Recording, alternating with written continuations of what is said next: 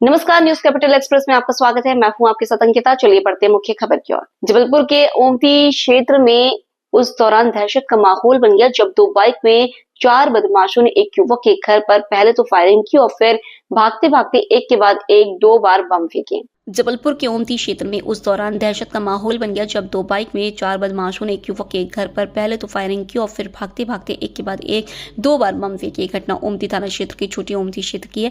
वारदात को अंजाम देने के बाद चारों आरोपी मौके से फरार हो गए हैं। जिस व्यक्ति के घर पर फायरिंग और बमबाजी की घटना हुई थी उसका नाम सोनू सोनकर है, जिसने की पुलिस में शिकायत दर्ज करवाई है। इसके साथ ही पुलिस को सीसीटीवी फुटेज भी सौंपे हैं। घटना 3 दिन पहले की बताई जा रही है। 4 अप्रैल 2025 को छोटी ओमती निवासी सोनू सोनकर अपने घर पर था। तभी रात करीब 8 बजे 2 टू व्हीलर में सवार होकर 4 लड़के पहुंचे, जिन्होंने की अपना चेहरा सफेद कपड़े से बांधा हुआ था। 2 गाड़ियों में आए 4 लड़के पहले तो सोनू के घर के आसपास काफी देर तक घूमते रहे। इसके बाद फिर 2 लड़के सोनू के घर के सामने आए, यहाँ वहां देखा और फिर फायरिंग करना शुरू कर दिया। इसके बाद बदमाशों ने बम पटके और फरार हो गए। ये घटना पास ही लगे सीसीटीवी कैमरे में कैद हुई है। छोटी ओमती निवासी सोनू सोनकर की शिकायत पर पुलिस ने मामला दर्ज कर फायरिंग करने वालों की तलाश शुरू कर दी है। एएसपी सूर्यकांत शर्मा ने बताया कि शिकायतकर्ता सोनू सोनकर का भी आपराधिक रिकॉर्ड है, जिसके खिलाफ ओमती थाना सहित बेलबाग थाने में दर्ज है। फिलहाल पुलिस ने मामला दर्ज कर तलाश शुरू कर दी है। मगर 4 लोगों पर जो आरोप है उनका कहना है कि पूर्व में एक हत्या के आरोपियों के रिश्तेदारों ने गोली चलने और बम चलने की सूचना दी थी, मगर गवाही के देने के मामले हैं। थाना ओमती में सोनू सोनकर ने ये रिपोर्ट दर्ज कराई है कि बिग बिग होटल के पास 2 मोटरसाइकिल में 4 लड़के थे। उनने पहले पिस्तौल चलाई और उसके बाद उसके ऊपर बम फेंका और जाते जाते जान से मारने की धमकी दे गए। इस सूचना पर थाना ओमती में अपराध दर्ज कर लिया गया है। इसमें सीसीटीवी फुटेज खंगाले जा रहे हैं। साथ ही सोनू सोनकर ने कुछ संदेहियों के भी नाम बताए हैं। पुलिस टीमें लगाई गई हैं और जल्द ही इन आरोपियों को गिरफ्तार कर लेंगे। इसमें कोई घायल भी हुआ है क्या? हाँ, इसमें घायल नहीं हुआ है, वो केवल बम पटक कर चले गए। नुकसान नहीं हुआ है, लेकिन मानव जीवन खतरे में उनने डाला, इसलिए ये अपराध भारतीय न्याय संहिता का दर्ज किया गया है। संदीप सर। निधि संपरीक्षा जबलपुर में भाजपा नेता व फर्जी डॉक्टर पर सिविल लाइन थाने में मामला दर्ज किया गया है। जबलपुर में भाजपा नेता व फर्जी डॉक्टर पर सिविल लाइन थाने में मामला दर्ज किया गया है। यहाँ भाजपा नेता शुभम अवस्थी के द्वारा दुर्गावती विश्वविद्यालय की फर्जी BAMS की डिग्री लगाकर जिला चिकित्सालय में संविदा नियुक्ति ली गई थी। वहीं यूनानी चिकित्सा को लेकर भी फर्जी पंजीयन जिला चिकित्सालय विक्टोरिया में दिया गया था, जहाँ पूरे मामले को लेकर शिवसेना के नेता शैलेंद्र बारी के द्वारा पिछले 2 साल से शिकायत की जा रही थी, जहाँ पुलिस के द्वारा किसी भी प्रकार की कार्रवाई न करने के बाद शैलेंद्र बारी के द्वारा पूरे मामले को लेकर एक परिवार जिला न्यायालय में लगाया गया था, जहां न्यायालय के आदेश के बाद सिविल लाइन पुलिस के द्वारा पूरे मामले में FIR दर्ज की गई। वहीं फर्जी डॉक्टर भाजपा नेता शुभम अवस्थी अभी भी फरार है, जिसकी तलाश पुलिस कर रही है। वहीं भाजपा नेता अपने रसूख के चलते पिछले कई वर्षों से मामले में बस्ता चला रहा है। कोरोना संक्रमण काल में शुभम अवस्थी के द्वारा अपनी फर्जी डिग्री और पंजीयन दिखाकर संविदा नियुक्ति जिला चिकित्सालय में ली गई थी, जहां शासन के द्वारा बाकायदा नौकरी के दौरान पूरा भुगतान भी किया गया। जब मामला सामने आया तो शुभम अवस्थी अपनी नौकरी छोड़कर मामले से बचने की कोशिश करता दिखा। अब देखना यह है कि फरार भाजपा नेता को पुलिस कब तक गिरफ्तार करती है। थाना सिविल लाइन में एक न्यायालय में परिवाद एक व्यक्ति के द्वारा दायर किया गया था, तो उसमें माननीय न्यायालय के आदेश से शुभम अवस्थी पर धोखाधड़ी का अपराध दर्ज किया गया है। इसमें ये बात सामने आई है कि जो BAMS की उनकी डिग्री है वो रानी दुर्गावती विश्वविद्यालय से जारी नहीं हुई है। ये लेख है, हमने अपराध दर्ज कर लिया है। अब इसमें हम रानी दुर्गावती को विवेचना के दौरान पत्र लिखेंगे और जानकारी प्राप्त करेंगे, और जैसे ही जानकारी प्राप्त होगी कि ये डिग्री वहाँ से जारी नहीं हुई, फर्जी है, तो गिरफ्तारी कर इसमें अग्रिम निराकरण किया जाएगा। ये शुभम अवस्थी कौन है? बैकग्राउंड क्या है? शुभम अवस्थी एक राजनीतिक कार्यकर्ता है और जांच के दौरान चूंकि कानून सबके लिए समान है, इसमें निश्चित रूप से जल्द ही वैधानिक कार्रवाई सुनिश्चित की जाएगी। कोराबाजा थाना अंतर्गत बिलहरी नर्मदा होम्स स्थित 2 सुने घरों में चोरों ने धावा बोलकर लाखों रुपए की जेवरात और नकद रुपए पार कर दिए। सूचना पर पहुंची पुलिस ने मौके से महत्वपूर्ण साक्ष्य जुटाते हुए प्रकरण दर्ज कर ली। पुलिस ने बताया कि नर्मदा सिटी में रहने वाले नितिन मलिक अष्टमी के दिन परिवार सहित लालमाटी स्थित अपने पुश्तैनी घर गए थे और रात को ही वहीं रुक गए।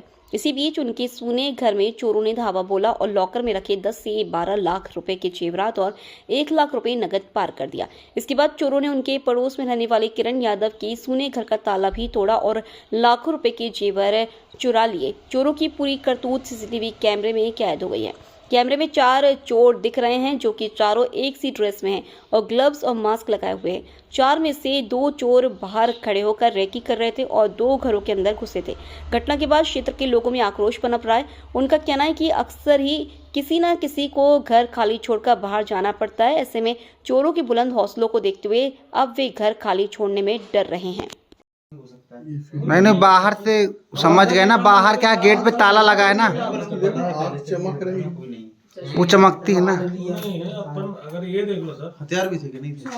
नहीं राड है ना, राड बाहर भी है, बाहर छुपा हुआ है कार के पीछे। वो रहते हैं ना, अम्बुश लगाते हैं ना वो। दोनों बाहर हैं कि कोई हाँ दो बाहर है। अब ये देखो, ये तोड़ रहे हैं।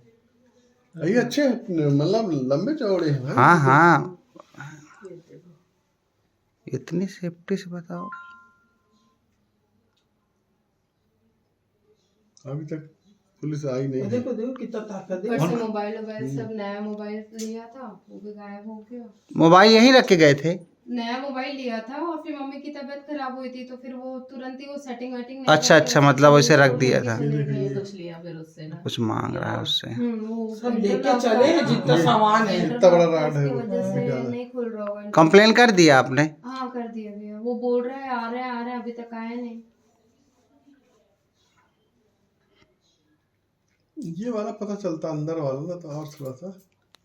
आज कभी सुबह आई अभी तो आई है किरण। बताओ कितना मेहनत कर रहा है। देखो ना, ऐसे नॉर्मल थोड़ी खुल गया भाई, 2 हैं। दोनों मिलके तोड़ रहे हैं। हम्म, वही मतलब 4 की रात पे सब हाँ इसके पापा गए हैं और हुआ है वैसा।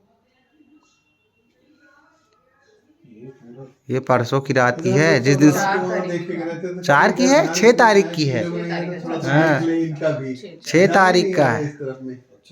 बस वहीं अपन लगे रहे, ये तो चोरी हो गई, चोरी हो गई। देखो कितना टाइम लग रहा है उनको। बता रहा हूँ ना, नॉर्मल ये खुलेगा ही नहीं। दोनों तरफ 2 देख रहा हूँ। और वैसे मैं सोच रहा हूँ, इसीलिए वो तेजी से नहीं खुला है। हाँ। इजीली नहीं बता रहा हूँ 2 लगे हैं लॉक, नॉर्मल नहीं है खोलना उसको। फिर भी खोले ना लोग। मेरे यहाँ ग्रिल कर रहा तो हो नहीं रहा था उसमें, लोहे में। चोर का ताला देखना बड़ा लिंक का, उसको टेबल में रखा था, पर डे देखता था। यार कल्पना की क्या चीजें कितना टाइम लगा उसको खोलने के लिए। वही कर रहा हूँ, देखो वो दरवाजा खुल गया, टूट गया। अब आ गए अंदर। कुछ ऐसे टाइम भी एक ऐसे चल रहा है।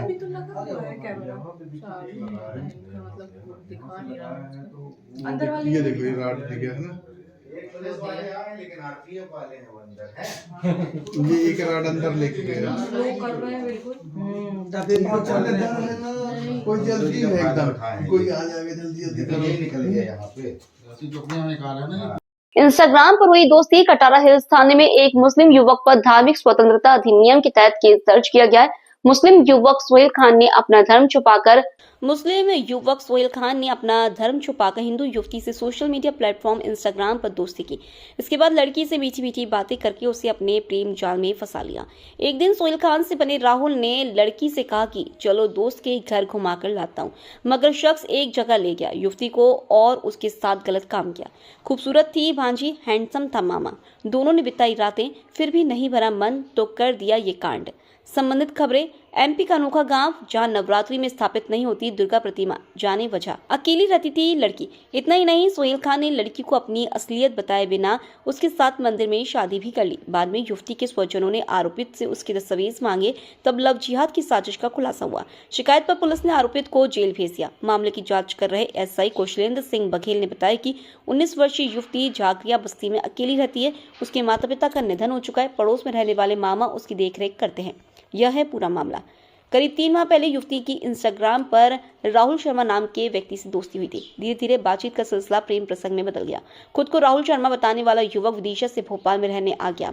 वह नादरा बस स्टैंड के पास किराए के कमरे में रहता था और पुताई का काम करता था। बाद में युवक युवती पर शादी का दबाव बनाने लगा, यहाँ तक कि आरोपित ने उसकी चैटिंग वायरल करने की धमकी दी। इससे डरी युवती उसकी बातों में आ गई।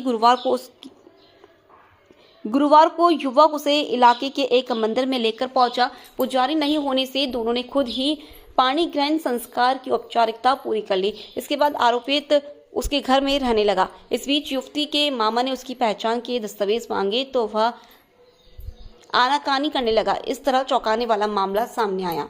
कटारा में एक बालिका आई थी जिसने ये बताया था कि उसका एक राहुल नाम के व्यक्ति से संपर्क में थी इंस्टाग्राम पे, फेसबुक पर, और उसके बाद उसने उसके साथ शादी कर ली। और शादी करने के बाद उसे पता लगा कि ये राहुल नहीं, ये सोहेल है, और इसकी वो रिपोर्टिंग करने आई थी।